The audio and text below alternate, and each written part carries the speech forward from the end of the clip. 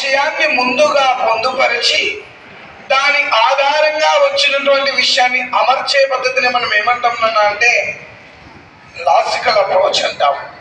చూడండి, ఇక్కడ గమనించండి. ఏ విషయాన్ని బోధించకపోతే మరొక విషయం అనేటువంటిది అర్థం కాదు. ఇది మొదటి విషయం, ఇది రెండో విషయం అనుకోండి. గమనించండి, ఇది మొదటి విషయం అనుకోండి, ఇది రెండవ విషయం అనుకోండి. మొదటి విషయం చెప్పిన తర్వాత నీకు ఏ విషయం చెప్పాలి? రెండవ విషయం అనేటువంటి చెప్పాలి. కరెక్టా? చూడమ్మా, ఇది కణం అనుకోండిమా, ఇది ఏమనుకుంటున్నా అంటే కణజాలము అనుకోండిమా, టిష్యూ అనుకోండిమా, కణజాలము అనుకోండి. మరి కణం చెప్పిన తర్వాత ఏం చెప్పాలి? కణజాలం చెప్పాలి.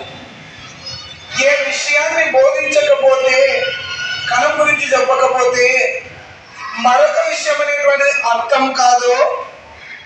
ఆ విషయాన్ని ముందుగా అమర్చి దాని ఆధారంగా వచ్చిన అంశాన్ని అమర్చే పద్ధతి ఏ పద్ధతి అంటే తార్కికోపగమం. అర్థమవుతుందా మిత్రమా? కణం చెప్పిన తర్వాతే కణజాలం చెప్పాలి. కానీ నేరుగా వచ్చి డైరెక్ట్ గా కణజాలం గురించి చెప్పామనుకోండి, అర్థమవుతుందండి? అర్థమనేటువంటిది కాదు. ఏ విషయాన్ని బోధించకపోతే మరొక విషయం అనేటువంటిది అర్థం కాదు. ఆ విషయాన్ని ముందుగా పొందుపరిచి దాని ఆధారంగా మరొక అంశాన్ని అమర్చే పద్ధతిని మనం ఏమంటాం అంటే లాజికల్ అప్రోచ్. మరి ఈ లాజికల్ అప్రోచ్ లో ఏముంటుందన్న విషయము క్రమబద్ధంగా అమర్చబడి ఉంటుంది. ఎలా అమర్చబడి ఉంటుందండి?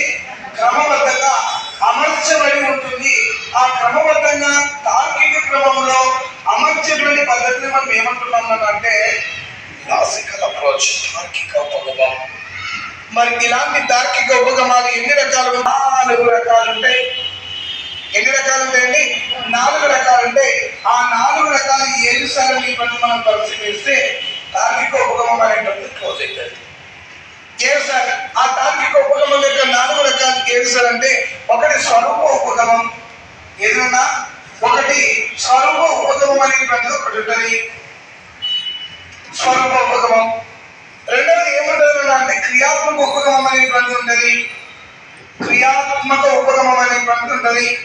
నెక్స్ట్ మూడవది ఏముంటుంది అంటే సమ్మిళిత ఉపగమం అనేటువంటిది ఉంటుంది, సమ్మిళిత ఉపగమం ఉంటుంది. చివరిది వెరీ వెరీ ఇంపార్టెంట్, ఖచ్చితంగా ఎగ్జామ్ లో రావడానికి అవకాశం ఉన్నటువంటి ఉపగమం ఏంటంటే అంటే కణజాల ఉపగమం.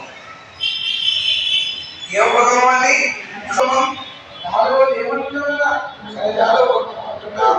మరి మొదటి క్లాస్ నేను మాట్లాడినండి స్వరూపము, మార్ఫాలజీ. ఏమన్నా మార్ఫాలజీ అంటే మొక్కలు కానీ జంతువులు కానీ వారి యొక్క బాహ్య లక్షణాల గురించి అధ్యయనం చేసేదాన్ని ఏమన్నా అంటే మార్ఫాలజీ అన్నా కదా. మరి ఇక్కడ స్వరూప ఉపగమం అంటే ఏమన్నా అంటే మొక్కలు జంతువులు